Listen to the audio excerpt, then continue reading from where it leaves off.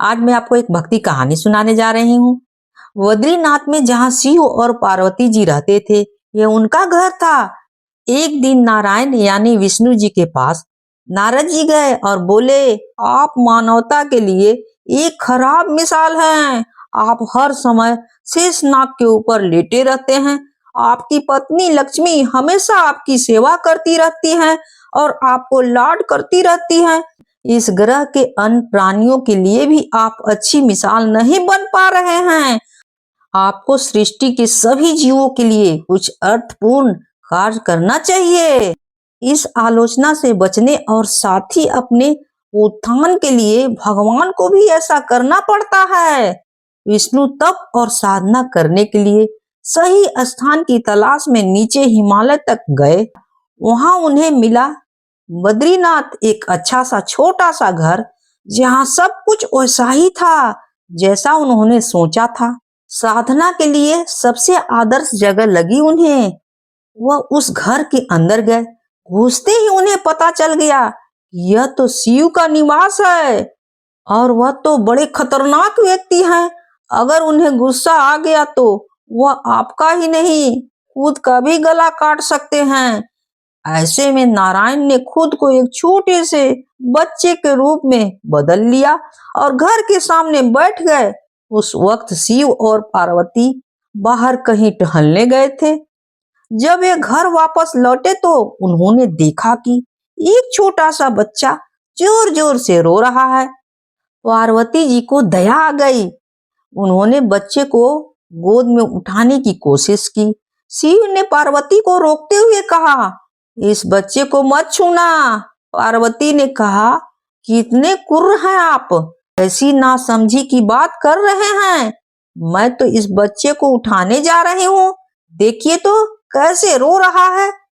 शिव जी बोले, जो तुम देख रही हो उस पर भरोसा मत करो। मैं कह रहा हूँ ना, इस बच्चे को मत उठाना। बच्चे के लिए पार्वती जी की स्त्री सुलभ मनोभावना ने उन्हें शिव की बातें को नहीं मानने दिया।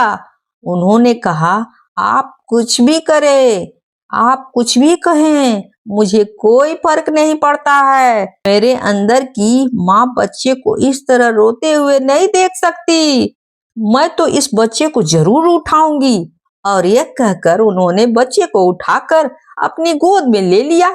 बच्चा पार्वती जी की गोद में आराम से था और शिव की तरफ बहुत ही खुशी होकर देख रहा था। शिव इसका नतीजा जानते थे, लेकिन करे तो क्या करे, इसलिए उन्होंने कहा, ठीक है, चलो देखते हैं क्या होता है। पार्वती जी ने बच्चे को खिला पिलाकर चुप किया और वहीं घर पर छोड़कर खुद शिव के साथ गर्म पानी में स्नान करने के लिए बाहर चली गई। वहां पर गर्म पानी के कुंड है। उसी कुंड पर स्नान के लिए शिव पार्वती चले गए। लौट कर आए तो देखा कि घर अंदर से बंद था। शिव तो जानते ही थे कि अब खेल शुरू हो गया है। पार्वती जी हैरान थी कि आखिर दरवाजा किसने बंद किया होगा। शिव बोले, मैंने कहा था ना, इस बच्चे को मत उठाना। तुम जिस बच्चे को घर के अंदर लाई और अब उसने अंदर से दरवाजा बंद कर लिया है। पार्वती ने कहा, अब हम क्या करें प्रभु, बताइए।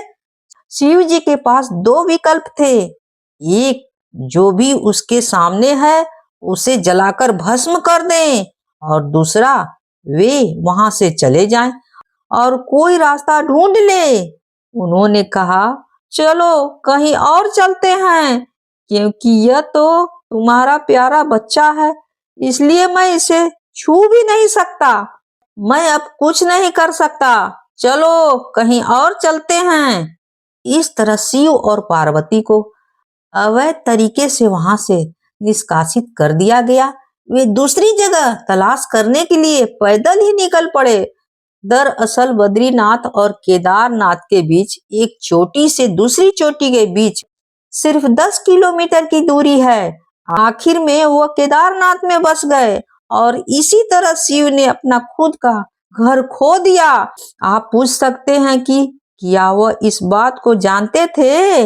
आप कई बातों को जानते हैं, लेकिन फिर भी आप उन बातों को अनदेखा कर उन्हें होने देते हैं। आज मैं आपको एक भक्ति कहानी सुनाने जा रही हूँ। एक बार नारद मुनि पृथ्वी का भ्रमण कर रहे थे। तब उन्हें उनके एक खास भक्त जो नगर का सेठ था उसने याद किया और नारद जी उसके घर पहुंच गए। अच्छी सत्कार के बाद सेठ ने नारद जी से प्रार्थना की, आप ऐसा कोई आशीर्वाद दे कि कम से कम हम लोग को एक बच्चा तो हो जाए। नारद जी ने कहा कि तुम लोग चिंता न करो, मैं अभी नारायण से मिलने जा रहा हूँ, उन तक तुम्हारी प्रार्थना पहुंचा दूंगा और वे अवश्य कुछ करेंगे। नारद विष्णु धाम विष्णु जी से मिलने गए और सेठ की व्यवस्था बताई। भगवान बोले कि उनके भाग में संतान सुख नहीं है, इसलिए कुछ नहीं हो सकता है, उनको बच्चा नहीं हो सकता। उसके कुछ समय बाद नारद जी ने एक दिए में तेल ऊपर तक भरा और अपनी हथेली पर सजाया और पूरे विश्व की यात्रा की। अपनी निर्भीक यात्रा का समापन उन्होंने विष्णु धाम आकर ही समाप्त किया। इस पूरी प्रतिक्रिया में नारद को बड़ा घमंड हो गया कि उनसे ज्यादा ध्यानी और विष्णु भक्त कोई और नहीं है। में अपने इसी घमंड में नारद पुनः पृथ्वी लोक पर आ गए और उसी सेठ के घर पहुंचे। इस दौरान सेठ के घर में छोटे छोटे 4 बच्चे घूम रहे थे। नारद ने जानना चाहा कि ये संतान किसकी हैं? तो सेठ बोले, आपकी हैं और किसकी हैं? नारद इस बात से खुश नहीं थे। उन्होंने कहा, क्या बात है, साफ साफ बताओ सेठ। सेठ बोला, एक साधु एक दिन मेरे घर के सामने से गुजर रहा था और बोल रहा था कि 1 रोटी दोगे तो 1 बेटा होगा और 4 रोटी दोगे तो 4 बेटे होंगे। मैंने उन्हें 4 रोटियां खिला दी। उस समय बाद मेरे घर 4 पुत्र पैदा हुए। नारद आग बबूला हुआ और विष्णु की खबर लेने विष्णु धाम पहुंचे। नारद को देखते ही भगवान अत्यंत पीड़ित से कराह रहे थे। उन्होंने नारद जी को बोला, मेरे पेट में भयंकर रोग हो गया है और मुझे जो व्यक्ति अपने हृदय से लहू निकाल कर देगा उसी से मुझे आराम होगा। अब बताइए नारद क्या करे।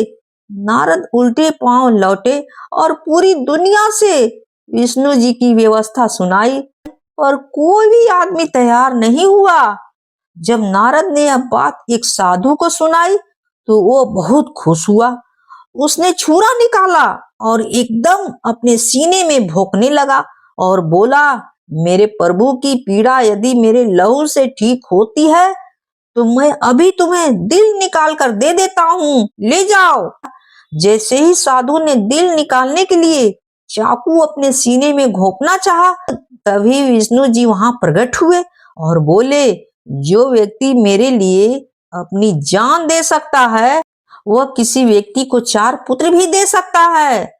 साथ ही नारद से ये भी कहा कि तुम तो सर्वगुण संपन्न ऋषि हो, तुम चाहते तो उस सेठ को भी पुत्र दे सकते थे।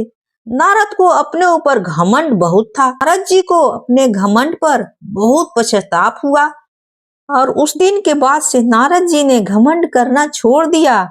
कहानी होती है समाप्त।